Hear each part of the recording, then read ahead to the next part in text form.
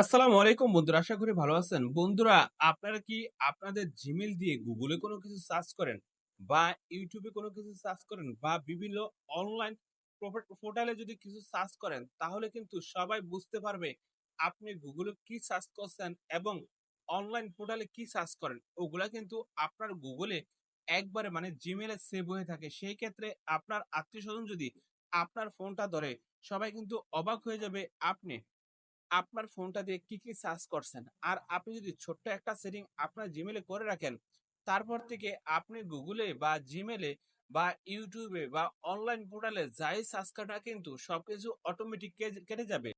ধরুন আমি আপনার ফোনটা ধরছি, তখন যদি আমি আপনার ফোনটা চেক করি, আমি বুঝতে পারবো না আপনি কি চেক করছেন আপনার Gmail দিয়ে। তো এখন কিভাবে আপনি যদি এই কাজটা করতে চান, এই কাজটা করতে চাইলে অবশ্যই এই ভিডিওটা প্রথম থেকে শেষ পর্যন্ত দেখতে হবে। তো আপনারা দেখছেন অ্যান্ড্রয়েড ভিডিও আমি শরীফ। আসল মুদ্রা বেদনা করে শুরু করা যাক আজকের মূল ভিডিওটা। এখন আপনি যদি আপনার Gmail এ এই ছোট্ট সেটিংসটা করে রাখেন, তাহলে কিন্তু আর পৃথিবীর কোনো ব্যক্তি দেখতে পারবে না আপনার Gmail দিয়ে আপনি কি সার্চ করছেন। তো এটা করতে চাইলে আপনি কি করবেন? আপনার এই Gmail এ ঢুকবেন। এই Gmail এ ঢুকবেন। তারপরে এই যে এখানে দেখেন আপনার Gmail এর যে প্রোফাইলটা থাকবে সেই প্রোফাইলটা এখানে শো করবে। এই প্রোফাইলের উপরে চাপ দিবেন। তারপরে এই যে এখানে Gmail টা শো করবে, তারপরে এখানে দেখবে অ্যাকাউন্ট লেখা উঠবে। আপনি এই অ্যাকাউন্টের উপরে চাপ দিবেন। অ্যাকাউন্টের উপরে চাপ দেওয়ার পরে এই যে এখানে দেখেন আপনি কি করবেন, এভাবে পাশে আসবেন। এখানে দেখেন ডাটা অ্যান্ড প্রাইভেসি, আপনি এখানে আসবেন। এখানে আসার পরে আপনি কি করবেন, এভাবে নিচে আসবেন। এই যে ওয়েব অ্যান্ড অ্যাক্টিভ, আপনি কি করবেন, ওয়েব অ্যান্ড অ্যাক্টিভ এ চাপ দিবেন। এখানে চাপ দেওয়ার পরে আপনি কি করবেন, একটু লোডিং নিবেন। লোডিংটা নেওয়ার পরে অপশনগুলো শো করবে। তারপরে আপনি কি করবেন, এভাবে নিচে আসবেন।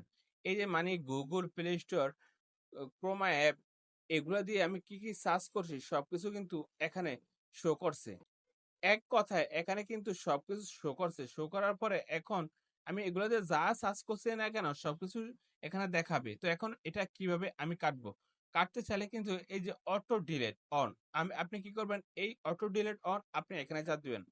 এখানে চাপ দেওয়ার পরে এই যে এখানে দেখেন 18 মাস লেখা আছে। আপনি কি করবেন, এটারে আপনি এভাবে চাপ দিবেন।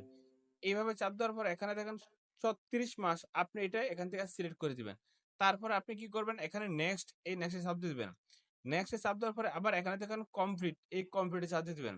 যখনই এটা চাপ দিয়ে দিবেন একবার 36 মাসের যত ডাটা আছে সবকিছু কিন্তু আপনার এটার থেকে একবারে ডিলিট হয়ে গেছে। এখন থেকে কেউ যদি আপনার ফোনটা ধরে আর কোনো কিছু বুঝতে পারবে না আপনার Gmail অ্যান্ড দিয়ে আপনি কি সার্চ করছেন। তো বন্ধুরা, আপনি যদি মনে করেন এই ভিডিও দ্বারা কোনো কিছু শিখতে পেরেছেন, অবশ্যই এই ভিডিওতে একটা লাইক করে দিবেন। তো আপনি আজকে ভিডিও পর্যন্তই। তখন ভালো থাকুন। আল্লাহ হাফেজ।